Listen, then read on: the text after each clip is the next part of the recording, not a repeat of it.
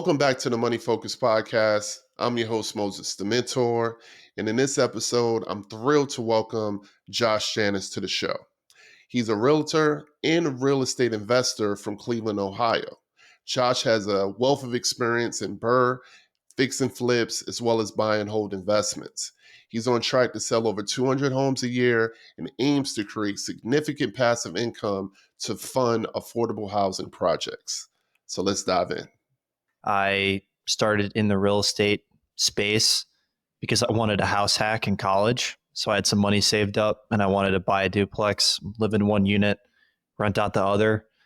And so I found a realtor in my market that helped investors do that. And I came into the office. It was like the movie Boiler Room. It was all these guys banging the phones, making things happen. You know, they owned multiple homes in their 20s or early 20s. And my mind was blown after just being, conventional college student path, and decided to dive into it full time. So that was right around 3 years ago that I started a cold call to find deals. And then I began to work on studying to get my real estate license after I closed a few deals. Then I became a full-time agent, helping investors purchase properties in Columbus, Ohio to begin with, then a little bit of Cleveland, and now mostly Cleveland. And then I started to take those proceeds from the sales and began to invest in small multifamily for the most part in Cleveland and Columbus. And, you mentioned house hack. On my show, I haven't really covered house hacking so much, but, anybody that's in the real estate investing game, they'll tell you that house hacking, especially for a young person like yourself, is so financially beneficial. I mean, you literally living in a property probably, for free or close to free because your tenant is actually paying your mortgage. And then your point of entry is a whole lot lower because you're buying it because it's your personal residence. So that 3.5% down would apply versus someone like myself, who's an investor. I'm putting down 25% for a multifamily. So I always tell people, you really, especially when you're young, I don't know if you have kids or not, but, young people who don't have a family yet, you can get you a duplex and just bear living with, a tenant. Just do it for, a few years, stack your money up, move out, and then buy you another place. And now you have 2, 3, 4 rental units, and you only had to put a few thousand down, especially in Cleveland, because the price point is so low. And most people don't utilize seller paid credits. I think that's huge. So you can actually have the seller cover the majority of your down payment. Wow. And I've actually had clients get paid to purchase a property by utilizing seller paid credits with a low down payment loan. No, that's huge. That's huge. So is that something really specific kind of to Cleveland or Columbus, or is that something anybody anywhere nationwide should really consider? I'd say anyone should consider it. You might be in a really expensive market, one of the major ones in the country where you really can't get duplexes for, $1 million or less. But excluding that subset, everyone else should at least consider it. One of the first few guys that I cold called, it was a guy in his 60s and his brother and him. They both bought a house hack each year in their 20s from like 22 to 29. And they stacked up like dozens of units in a really nice area and made millions of dollars just house hacking. That's it. They didn't buy any other investment properties. And that was like the most extreme example I've ever seen of what you can do if you really want to put your mind to it. Yeah, I mean, you can do it. It's definitely achievable. So I appreciate that. I probably need a whole episode on house hacking and its benefits. So if I can go back in time, I would have definitely hands down done it before I had my family. So that made sense. Or you can do it with a family. It's just a whole lot easier. You can give a guy an air mattress and some pizza, he'll be all right. So just harder with family and stuff. So let's talk about the market that you're in, which is a market I'm very passionate about. Anybody who's listening to the show or follow me on YouTube or whatever, they know Cleveland is where I invest. And you actually born in Cleveland and you're you're currently still investing in Cleveland. So I know you have an affinity for that area. So talk to us about why Cleveland is such a good market for real estate investing. I think it's very overlooked. There are a lot of areas that do have a population decrease, if not a kind of stable population, not really going anywhere. And that turns away a lot of hedge funds, big investor groups, 1031 buyers, etc. So, but what that doesn't have anything to do with is potential value add opportunities laying around everywhere. And there is, because the city of Cleveland specifically, not the suburbs, and the suburbs are actually huge. There's like 1 million plus people that live in the suburbs around the city. But it was built for almost double the population than what it has today because of all of the things we used to manufacture here and the size of the industries that were there in the early 1900s. So the road infrastructure is really good. There's plenty of parking everywhere. There's plenty of houses everywhere. And a lot of those people moved. And there's certain areas where people are moving back in. They're renting in certain pockets that are going up. And I really like taking advantage of those areas and either doing like a buy and hold or a BRRRR, or, there's a couple of different ways you can get involved. But it's got a really consistent rental population. It's been the same way basically for 50 years. It hasn't really changed much. The rents are very affordable. I haven't had a single eviction. I've had to give cash or keys a couple of times on stuff that I've bought, but in general, it's pretty consistent rent as well. I notice the traffic a whole lot when I go up there because I'm in Atlanta and I grew up in New York. So everywhere I've ever lived, the traffic is just horrible. So it's really cool when you go up to Cleveland because, like you said, the infrastructure is designed for double the amount of people. So getting around, it's just so much easier. It's a breeze. Like if there's a concert or something that we want to go to, we'll actually look for shows that are in Cleveland. It will actually make the flight up there. It'll serve two purposes. We can check on our rentals and stuff like that, but we'll actually have a better experience going to the concerts or going to an event in Cleveland because traffic is so easy. You mentioned parking. So I love Cleveland. I see it as a place where people can probably have to move back just due to affordability. So I'll take it in a heartbeat. Then you mentioned about like housing in general, right? And what a lot of people don't know is that the housing authority in Cleveland is the largest housing authority in the country. So it's a huge need for people to have quality housing in Cleveland. And, that's where someone like myself or someone like you that's local, it's an opportunity to really, put quality housing up there because, people need it. They need it fast. They need it fast up there. Anytime I have a listing, I'm getting dozens a day of applications or just interest. Hey, can I get in there? Can I look at it? Can I do this? Can I do that? And I don't know many places where you have that much demand at every single time that I do it. So that's key. Yeah, you can truly improve the average living conditions of the people that are living in the city specifically just by renovating. It's crazy how much of an impact you can make. Yeah, for sure. What about, I know I ran across some of your content before and you spoke about opportunity zones.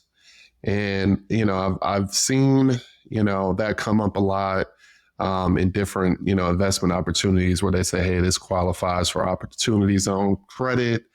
But I wanted to hear it directly from you since, you have some experience with it. But can you enlighten us on what exactly that is and how it can benefit the investor and also the community?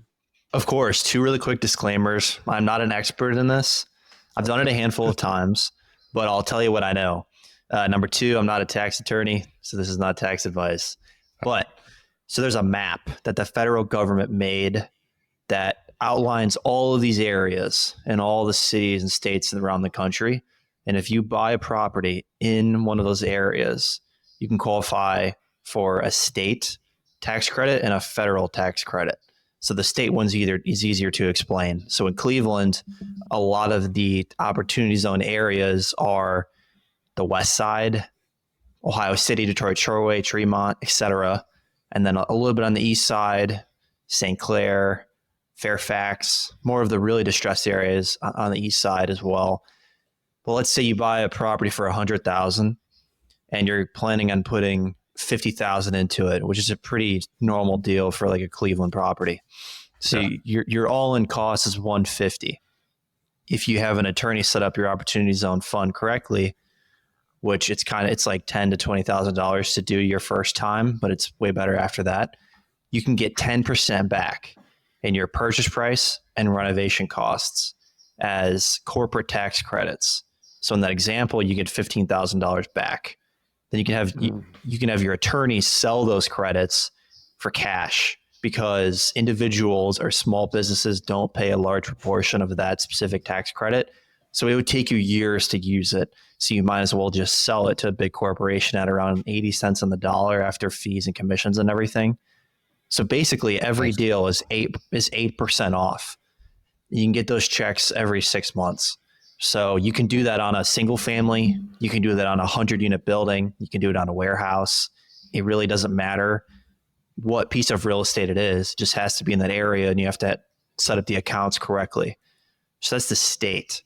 The federal, there's a lot of things going on with the federal credit, but you can qualify for that if you're putting more money into the property than what you're paying for it. And if you end up doing that, which I actually did on 2, and I'm waiting on the outcomes on that, there's some sort of capital gain like reimbursement if you hold the property for a certain number of years. Maybe it's 2 years or 5 years. I can't remember off the top of my head, but there's that advantage too. So it's really good for flipping single families if you renovate really nice ones, or if you just burn multifamilies, keeping the properties. No, it's great. I mean, what would you say is, you pointed out those positives, but you did say that this, opportunity zone is typically going to be in distressed areas. So are you finding that, hey, if you invest in those areas, you're pretty much going to have to wait until like more further investments catch up? Is that a risk for someone who might be interested, or do you not even see that as an opportunity? It really varies on the market that you're in. So in Columbus, pretty much all the opportunity zones are C class. Cleveland, it's actually a mixture of A, B, C, D, and F, all of it. So it really just depends on your market and where you're at, because sometimes they throw that zone up and a bunch of developers pour a bunch of money into it, and it genuinely makes the neighborhood better than what it was before at a large scale. So it just depends on where you're at, what you're doing. Try not to be the nicest house on the street. That's always a tough strategy. Try to like be right around the 80th percentile is what I try to shoot for. That way your ARV is relatively predictable. What about some, other like regulatory or legal kind of pitfalls things that people might need to be aware of when they're investing in Cleveland? Is there anything that you can call out? Yeah, there's a lot going on right now with the lead-based paint certification program that the city unveiled. I'm not an expert on this at all, but I've talked to a couple of attorneys and property managers. In the beginning of COVID, they threw out that if you didn't have the certification, which costs $750 per unit every 2 years, you weren't able to evict someone. And no one had the certification, and these homes are filled with tenants with lead in them because everything was built before 1950, basically, in the city of Cleveland. So it was utter chaos, and they ended up not being able to prevent evictions, from what I understand, because it would like destroy the city, basically. So that's something to be aware of. I slowly scrape and paint my properties over time to kind of get rid of it. That's a good thing to do anyways. The interior, the window frames, the exterior, just having it be safe and rentable. That's the most important thing. So, because again, this is impacting me. So, so any paint So if you freshly paint it, but you would have to scrape it first and then paint over that to be compliant. Is that what you're saying? Or Depends on the materials that you're using, depends on what the old paint was on too. There's a bunch of different ways, but in general, contractors try to go the expensive route, which is like replace everything, tear everything out, replace everything, which you may have to do, but more than likely you can just scrape and paint. And that gets you where you need to go at 20% of the cost, or way cheaper. way cheaper. Gotcha. And is that something that's pretty much starting to circle back around now? As far as compliance, as you said, it was like during COVID where they had wanted to enforce it, but they couldn't. But is that starting to bubble up now? So it wouldn't prevent you from getting an owner or a rental occupancy permit, which gives you the legal ability to rent a unit in the city. You didn't have to have the certification to do that. And you still don't as of like last week when I just got a new one. So it's not really affecting that. There's also 500,000 parcels or something insane in Cuyahoga County. So it's going to take them forever to go and verify who has what and what the situation is. It's kind of in this weird spot right now, but what I can tell you what I'm doing as an investor is slowly scraping and painting things so that if there is an issue down the road where they're truly enforcing it every corner, everywhere, I'm better prepared. I'm definitely for being proactive with it, especially without me being, local there. I don't want anything to just pop up. I'd rather, get ahead of it. So great call out. And again, it's just the city of Cleveland.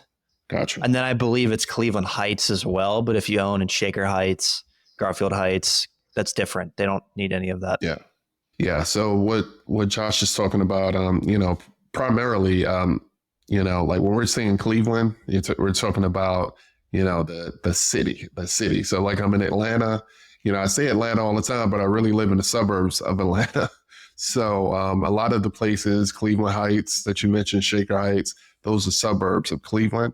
So it wouldn't necessarily apply. You're talking about just Cleveland only has that kind of mandate.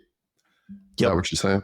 So I guess I am safe, but I do want to, I'll invest in Cleveland with the right opportunity. So it's just still something, I need to keep front of mind. And also for the viewers and listeners, if you're investing in the city of Cleveland, listen to Josh. This is something that might, you have to consider before you make that jump for sure. And when you hear things like this go around, most people are going to be like, I'm going to go somewhere else.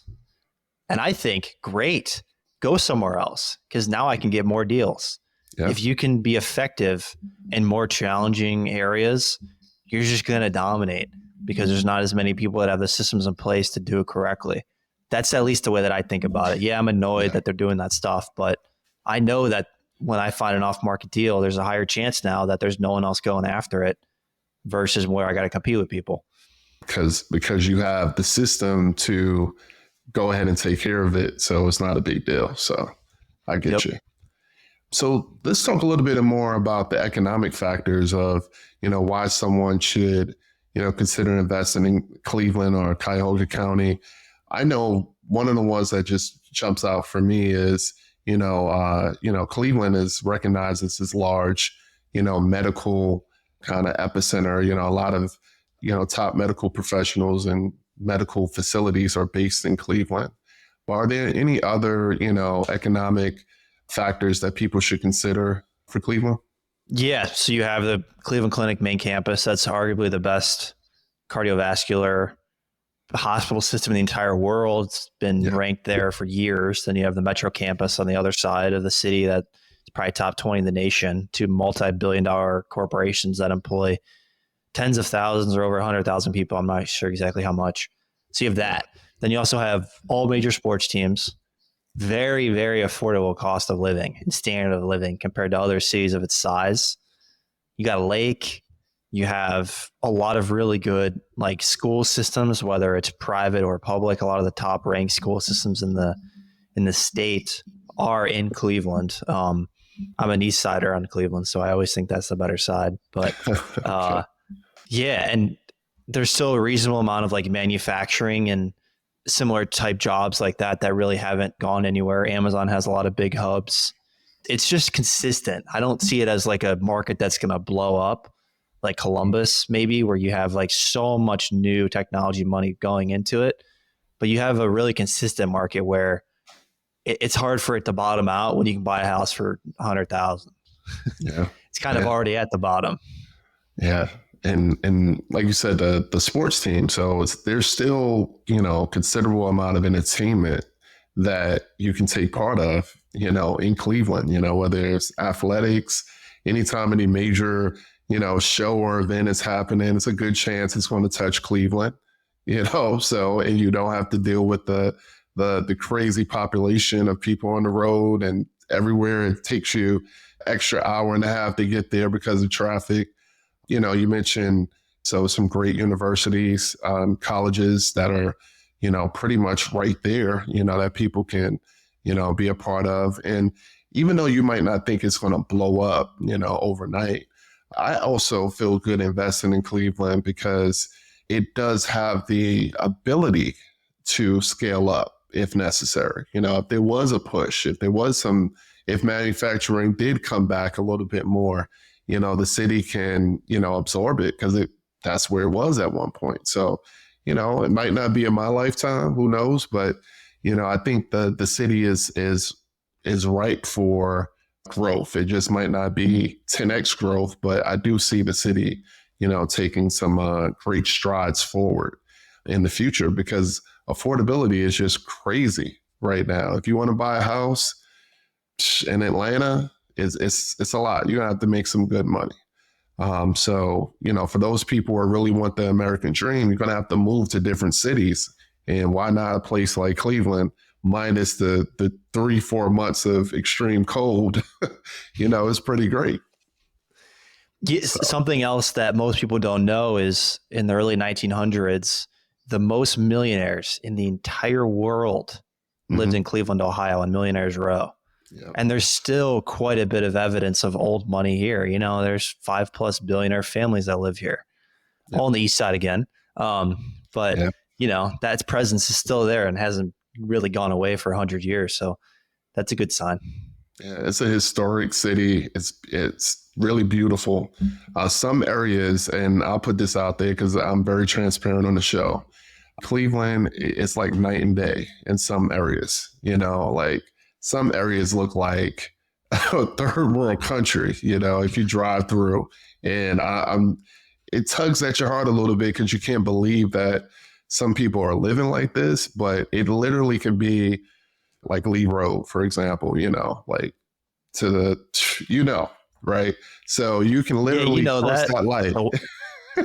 the west side of Lee Road and the east side of Lee Road up by Exactly. like Cedar is two different worlds. Two Yep. different worlds. And my wife kept telling me that. She was like, listen, I'm going to tell you, you can't just look at, these listings. But I'm like, hey, it says Shaker Heights, for example, but not everywhere in Shaker is always going to be where you want to invest. So just little stuff like that. So I would suggest people, hey, go to Cleveland, drive around, great restaurants, traffic is excellent, nice people, but really take your time to drive around and see, what a house that costs 50,000 looks like versus a house that costs 100,000 versus 150,000. It's really different for sure.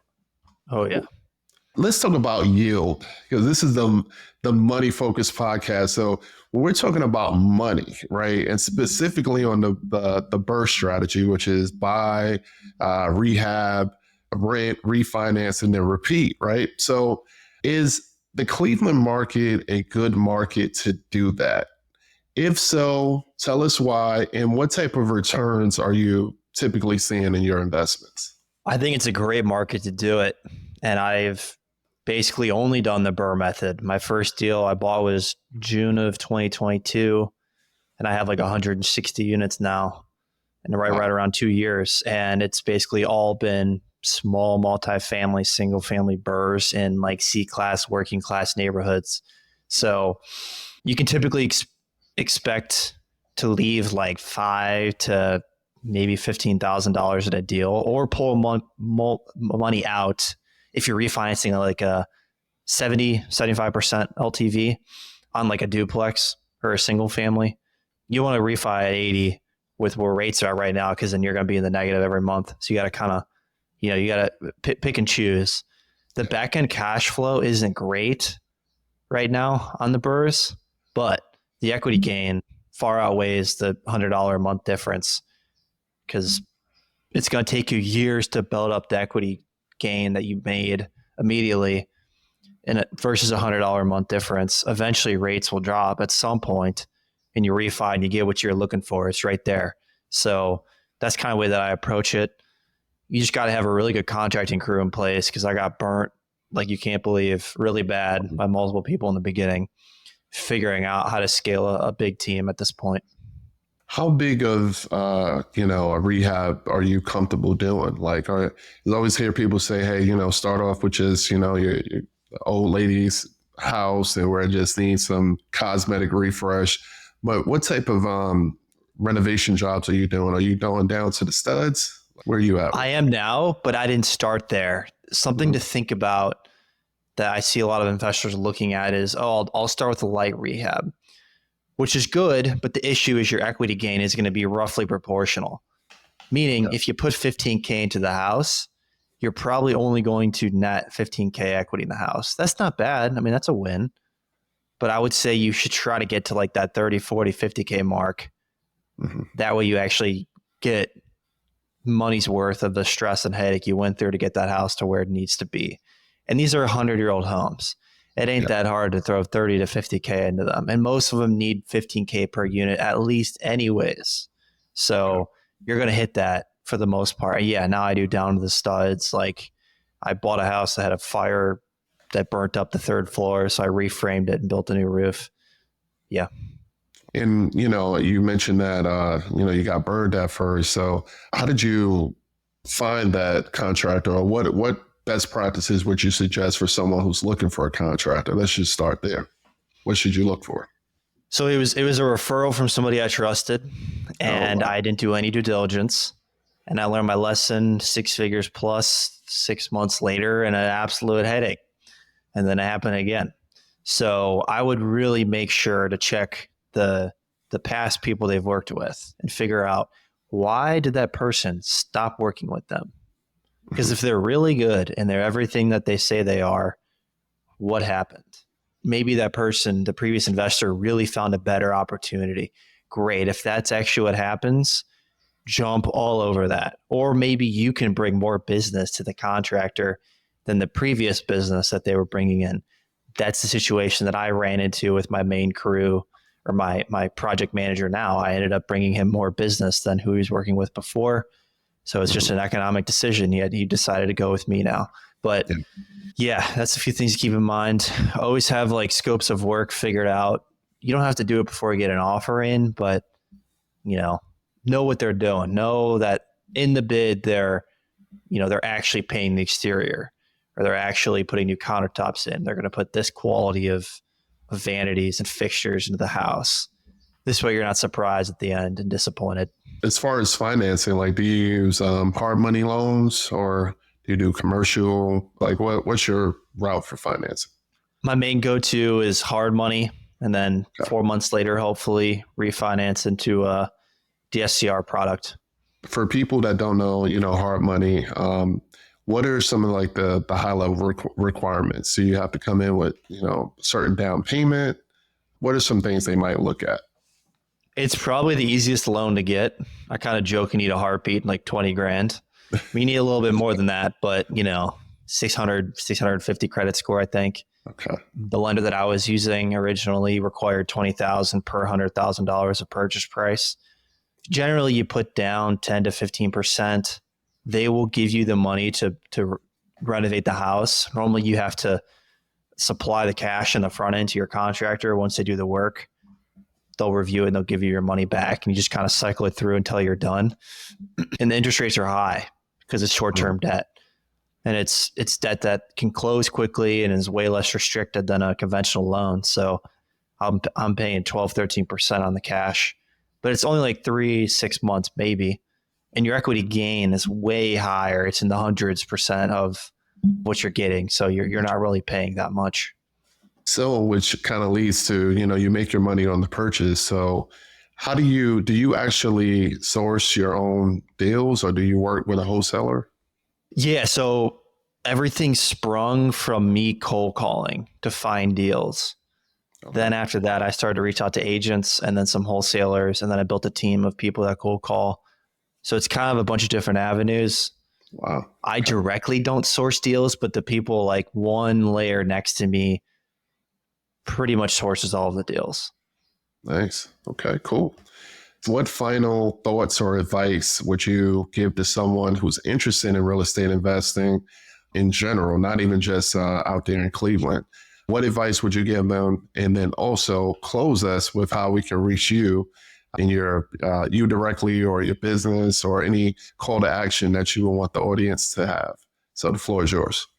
Of course. So I would say when you're starting, keep it simple. Don't try to do something really sophisticated because in general there's what you know, there's what you don't know that you don't know, and then there's what you don't know that you don't even know that is there, right? So there's like three categories of things, and every time you get more sophisticated in any action or anything creative, there's all of these new difficulties that are going to come across your table that you probably weren't expecting and you're not ready for.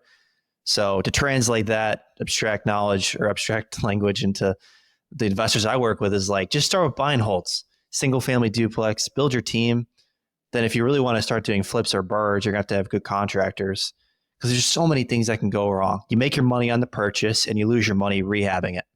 So, and you can really lose your money rehabbing it if you don't do it correctly and you don't have all the systems in place and have reliable people on your team. So keep it simple. Real estate's a long-term investing game. This isn't a 2-year thing where you get in and you get out. This is a 10, 20, 30, 40-year game. And you make most of the benefits and most of the reasons why you invest don't really come across until year 5 or 10. When you have a big portfolio that's appreciating every year, you're paying down a good amount of principal every year, get the tax advantages, and of course you get the cash flow. So yeah, keep it simple and focus on the long term and understand that it's a long-term game. Nice, nice. And how can we reach you? Of course. So yeah, I'm Josh Janus on Instagram. You can DM me. I answer. And same thing on Bigger Pockets, Josh Janus. Perfect, perfect. Well, thank you so much for joining the show. And, I definitely will tap into you because I go to Cleveland several times a year and I'm going to be there for a long time investing. So it's great meeting you, and we're out. Let's do it. Thanks, Moses.